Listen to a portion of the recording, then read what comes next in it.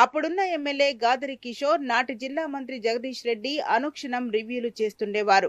నిత్యం పర్యవేక్షిస్తూ రైతులకు కాళేశ్వరం గోదావరి జలాల్ని అందించారు. కాళేశ్వరం ప్రాజెక్టు నిర్మించి పుష్కలంగా నీటిని నింపి 120 టీఎంసీలు నిల్వలతో ఎస్ఆర్ఎస్పీతో సంబంధం లేకుండా గోదావరి జలాల్ని తుంగతుర్తి వరకు తరలించారు. కేసీఆర్ ప్రభుత్వంలో మంచిగా రైతు బంధు పడేది, కరెంటు మంచిగా వచ్చేది, నీళ్లు వచ్చేది, మంచిగా రైతులు సమృద్ధిగా మంచిగా పంటలు పండి బతికారు. ఈ రోజుల్లో కాంగ్రెస్ ప్రభుత్వము ఆడు 6 నిధులు చెప్పిండు, 6 నిధులు ఏదో ఒకటి చక్కగా చేయలేదు. కరెంటు రావట్లేదు, నీళ్లు రావట్లేవు, పొలాలు ఎండిపోతున్నాయి. ఏమైనా సుఖం ఉందా?